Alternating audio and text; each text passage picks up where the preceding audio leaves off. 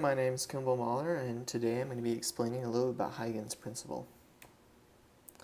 So Huygens Principle explains how waves propagate and how that all points on a wave are the source of wavelets that expand and form a new wavefront. So today we're going to be kind of exploring those principles a little bit. To start though, I'd like to talk about the anatomy of a wave. Let me pull out my laser pointer real quick so I can explain this a little better. So the top of the wave, or the highest portion of the wave, this thing right here is called the crest. So this is the crest of the wave. And if you go down to the lowest point of the wave, this is called the trough of the wave. The amplitude is essentially from the middle of the wave to either the top of the crest or the bottom of the trough, this distance. And a wavelength is the distance from one crest to another, or from one trough to another. They're essentially the same length. Here's another kind of visual of a wave. This is more of a top view, where before was a side view. But again, this is a crest right here, which goes down to a trough and up to a crest, down to a trough, up to a crest. And this is like if you dropped a rock in a pond. The high portions of the wave is a crest, and the lower portions are troughs.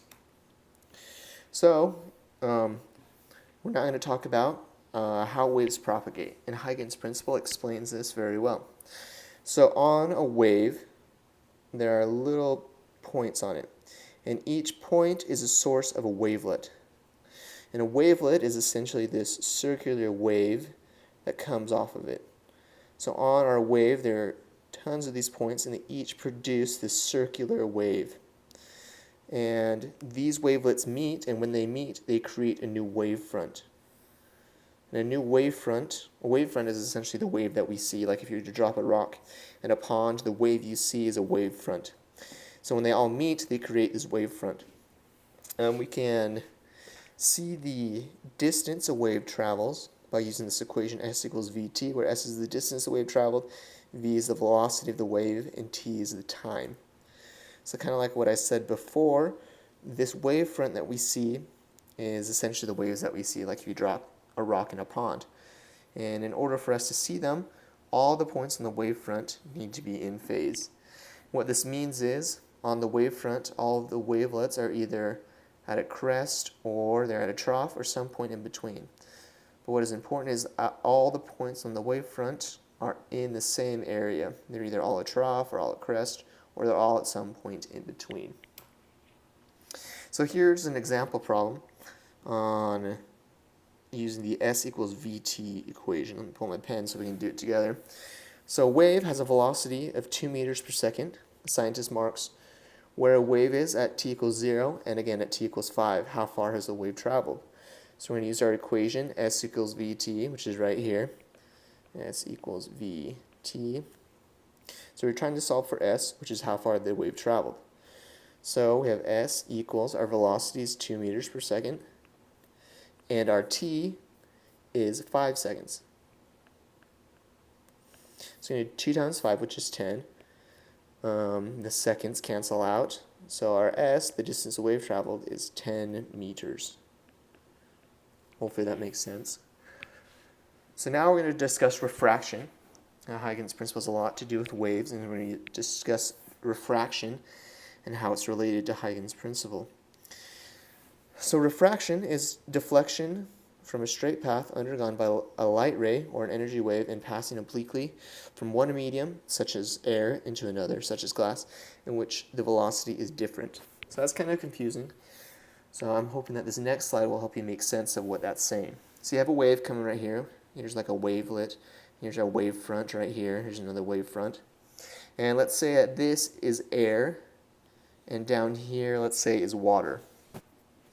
The wave, as it goes down, is going to travel a different speed, a different velocity in the air, and a different velocity in the water.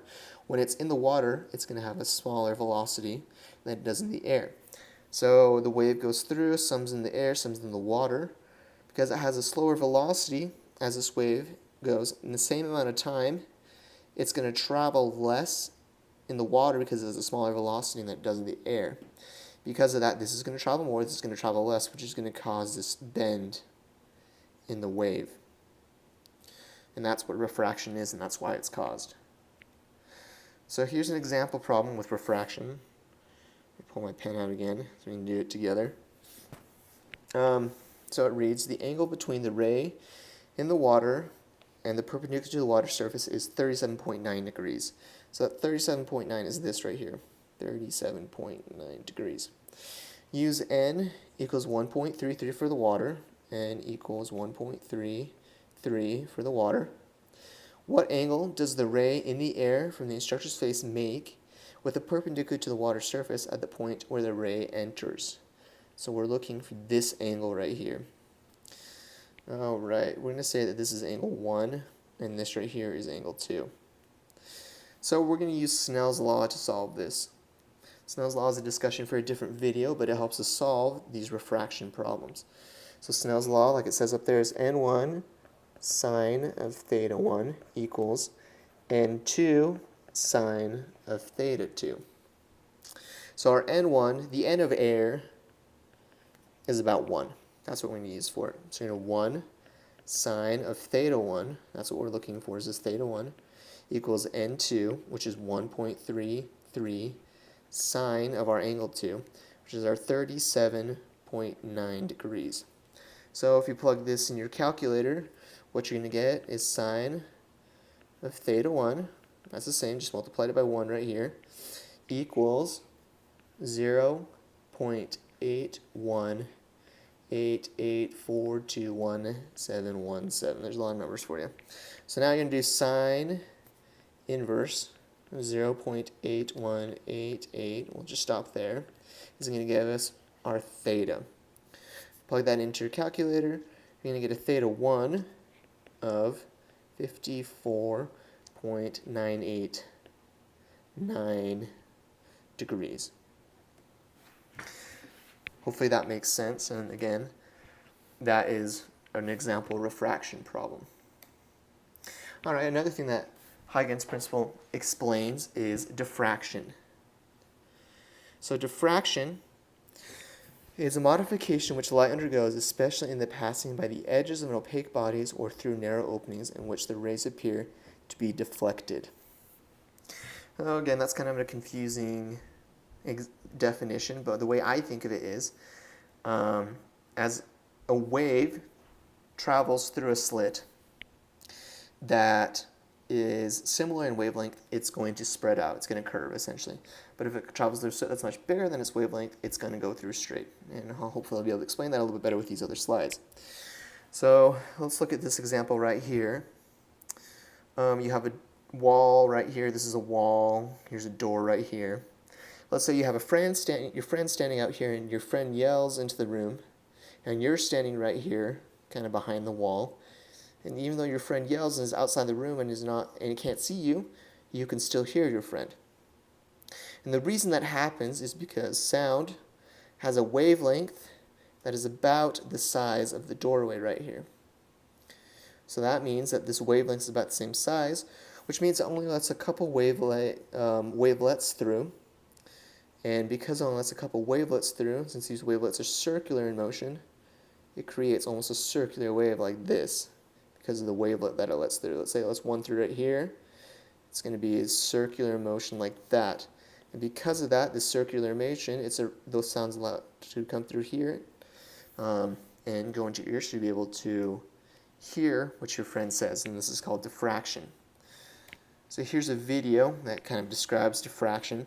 So you're going to have a wave that's emitted, and this slit right here is about the same distance as the size of the wavelength. So let's watch this video real quick. Here comes the wave. It's going to let just a couple wavelets through. Again, those circular wavelets are going to come out, curving the wave and allowing diffraction to occur. Alright, so let's look at a different example. Again, here's our wall, here's our door.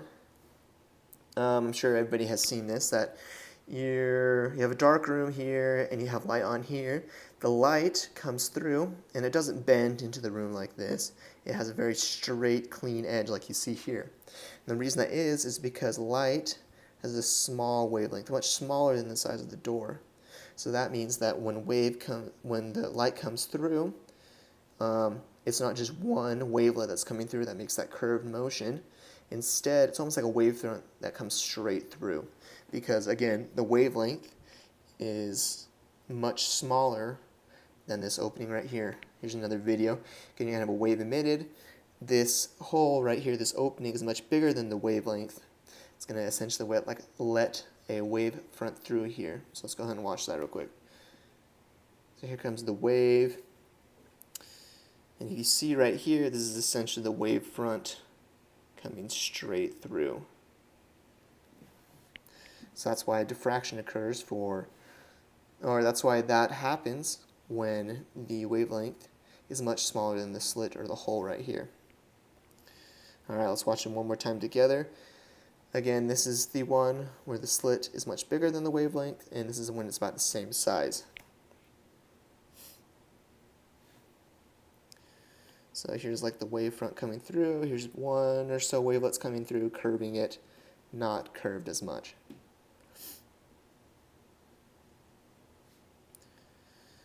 Alright, that concludes my presentation on Huygens Principle.